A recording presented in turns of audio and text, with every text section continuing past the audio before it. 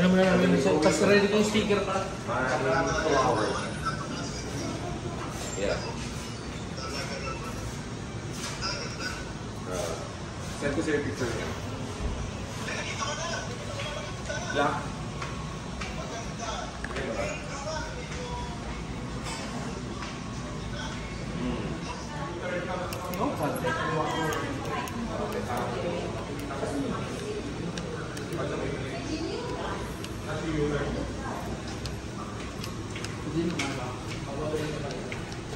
Papalagyan lang ng gasol.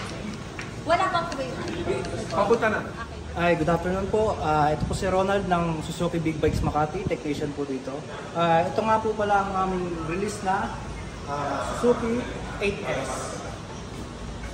Ang features po ng motor na to, meron na po itong quick shifter, meron din pong traction control and ABS front and rear. Sa engine naman po tayo, meron po tayong 800cc na engine na twin cylinder. Ito pala yung basic function ng motor or yung mga features niya. Dito tayo sa traction control. Meron siyang mode na 3 at pwede rin po siyang ma-i-off. 2, 1, and off. Ito po yung pinaka safe po na gamitin is yung number 3. Sa pangalawa naman po yung SDMS naman po, meron po siyang mode na aggressive, basic, and comfort. Yung comfort yan yung ginagamit po natin pagka po umuulan or yung pinaka rain mode ng motor. Tapos dito naman po meron po siyang icon ng Thunderbolt. Yan po yung pinaka RPM limiter niya po. Pero usually po pag ganyan po, nawawala po yung limit ng motor pagka nakalagpas na po ng 1,000 kilometers. Nakapati rin po yung icon din po ng quick shifter. Naka-ready na rin po siya. Ito rin po yung temperature, ABS icon, and traction control icon. Dapat po pag umandar na po tayo ng 10 kph, yung ABS saka yung traction control dapat po wala na po. Yan. Sa suspension naman po tayo. Yung suspension po is KYB, inverted po. Dito rin po sa likod, KYB din po siya. Yung mga preno natin na ginamit dito is Nissin 4-pot. Dual po siya. Sa likod din po, ganun din po. Nissin din po siya.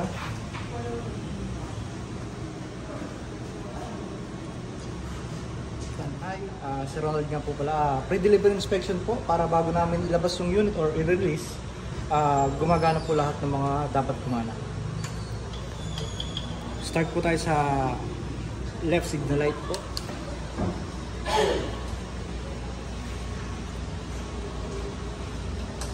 Right signal.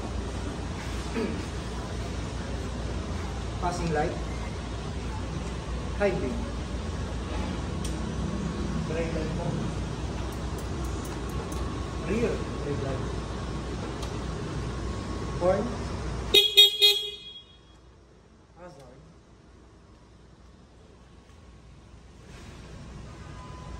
Dito na ako sa panel po. Dito po tayo sa panel. Ito pong traction control na to. May 3 mode po siya.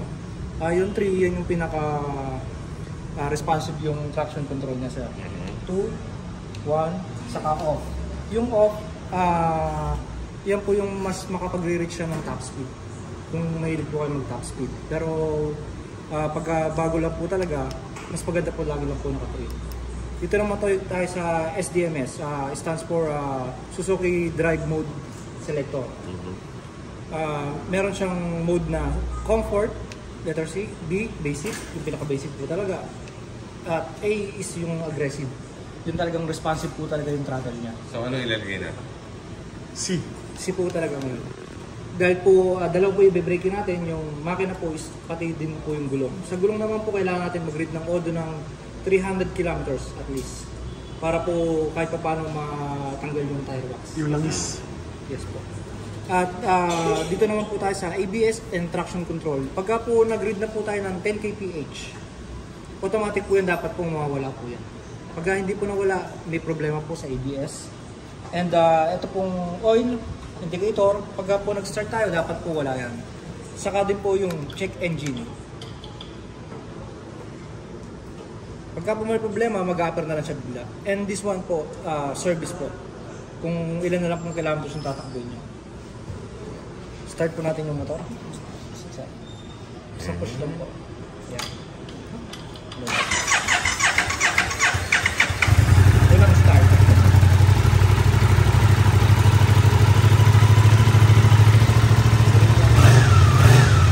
Tapos dito naman din po, ito yung temperature po ng makina. Masyado pa tumababa. Tapos yung fuel range. Although, 0 po. Meron din po tayong battery voltage. Quick shifter and yung RPM limiter. Yung RPM limiter na po yung mga sir, talagang mawawala po siya ng pusa pag na-reach natin yung 1,000 kilometers.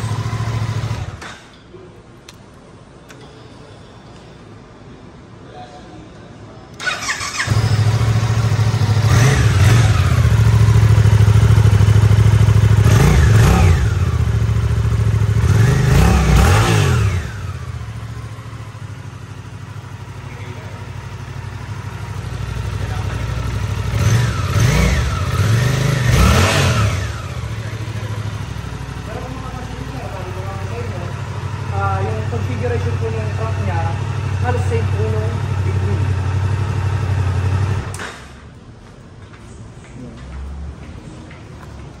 Ayun lang po sir. Okay na? Opo. Sige, sige. Napasalan nga. Congratulations po sir sa bago nitong unit. Punta po kayo dito sa Suzuki Big Bikes Makati, makapag-avail po kayo ng aming mga motor. Salamat po.